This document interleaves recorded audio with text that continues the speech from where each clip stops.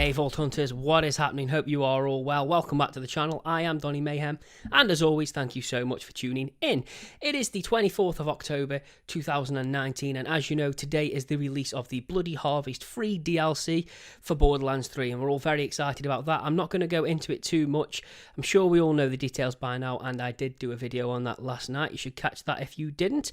But with today's Bloody Harvest comes patch 3, and there's a lot to go through on it. Some cool changes, some fixes, and some very exciting news to give at the end as well, what they are working on. So let's dive straight into it. We're going to start with stability fixes. We have fixed a reported bug resulting in a crash while loading into maps, fixed a reported audio crash bug, fixed a reported crash that occurred for certain users when level transitioning immediately after throwing a longbow grenade, fixed a reported crash that occurred for certain users after completing missions, fixed a reported crash that occurred for certain users when swapping an equipped weapon, and fixed a reported crash that occurred for certain users when sorting the mission log by region. Next, we have some general fixes and changes. So for consoles only, Mayhem mode is now available in true Vault Hunter mode. Consoles only, we have added a photo mode. For consoles only, added EchoCast Twitch extension support for consoles.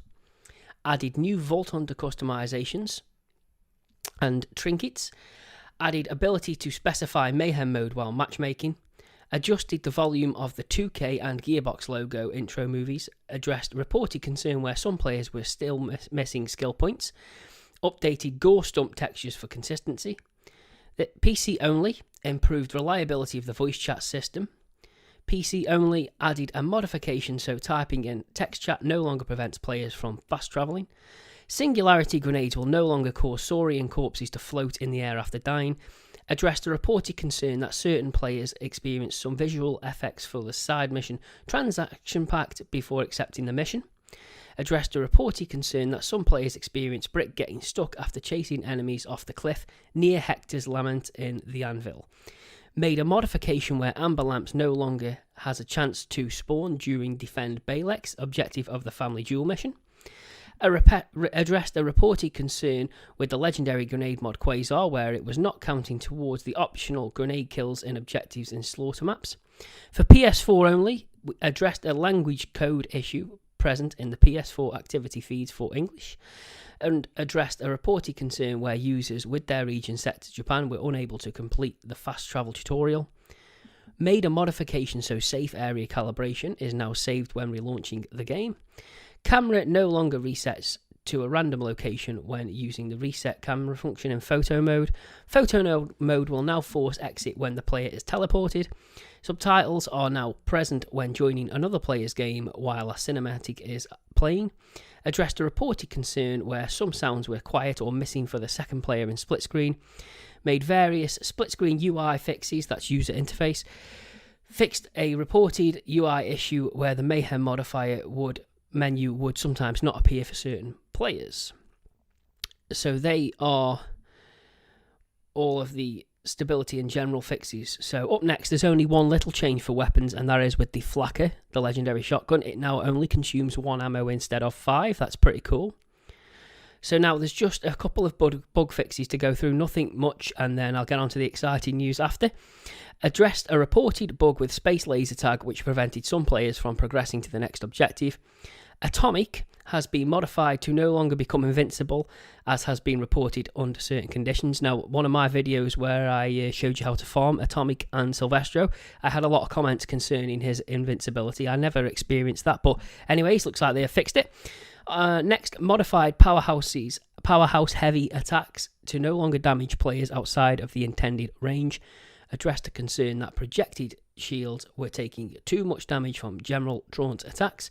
Fixed the reported floating door frame in the Jacobs Theatre. Addressed a reported potential progression blocker when Reese is talking during the hostile takeover. Increased checkpoint sizes of new use stations in multiple locations. And finally, included a modification so that Zane's Digiclone will no longer spawn into the cage in Slaughter Star 3000. So, they are the changes and fixes you can expect from today's update. Now, on to some exciting news, which I was really happy to see. It's what a lot of us players and the community have been asking for, and it's great that they have listened. First up, we have the bank. So everyone wants to collect that legendary loot and them unique guns and the variants and save them. So they have said, expanding the bank has been the most consistently requested feature by the community. We've heard you loud and clear, and the groundwork for expanding the bank has already started. The first of several planned expansions will coincide with the release of Takedown at Malawan's Black Site. Expect a significant bank expansion that will more than double the existing space. Additional expansions to the bank will continue to be rolled out over the future. That is excellent. I cannot wait for that. Brilliant. Great news. So next we have something which was Borderlands 2 veterans will relate to, which we loved. So it's dedicated loot pools for bosses. They are bringing back dedicated loot pools for certain bosses. So you remember in Borderlands 2, if you wanted the Herald specifically, you would farm Savage Lee. That's just an example. Now they're doing that in this. They're just saying that they're working on it, and they're going to have to take some time to work out which bosses will get which gear, and we can expect this to be ready as part of the November patch, which is quite soon. That's cool. So, character buffs. In the late stages of the game when Mayhem mode is active, we have found that player companions are reportedly not performing as well as we had to expect. So that's obviously like Flax companions, Moses Iron Bear, etc. To address this, we are looking at how to adjust damage according to the relevant skills and gear. So that's going to be addressed soon. It doesn't say when, but I'm assuming it would be November patch. So next up, we have additional Mayhem levels. So they are planning on releasing Mayhem Mode 4, and where we can expect a significant challenge when it debuts, tougher enemies that reward players with highly synergized character builds. A new batch of legendary gear will also drop while in Mayhem 4 to reward those players who are truly up for it. That is excellent. I've always wanted that. You play the hardest difficulty for this specific loot. That's really cool. Can't wait that. So that's in the pipeline. Next up, vending machines. I'm one of them people as well that thought we didn't have as many vending machines as we should. So you're there trying to farm people like Katagawa Ball, and you just keep running out of ammo. So we can expect new ammo, health and vending machines outside of a few boss arenas and a few in some bigger environments. And the locations they will be spawning are all across Athenas, Atlas, Skywall 27, Electricity, Jacob's Estate, Voracious Canopy, Tanzania Ruins and the Pyre of Stars. They are also going to be bringing back a target dummy in Sanctuary 3, and they're going to look into skipping cinematics, which is cool. I love this game in the cinematics, but seen them 40 times over, but they're going to be working on that. So there we have it. It was a lot to go through. I hope you all stuck with me. Really excited for the upcoming changes, so hope you find the patch notes helpful. I will drop a link for the patch notes in the description for you as well. Hope you enjoyed.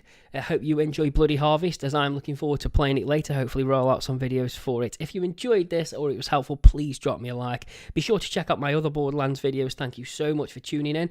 I have been Donny Mayhem, and I will catch you guys next time.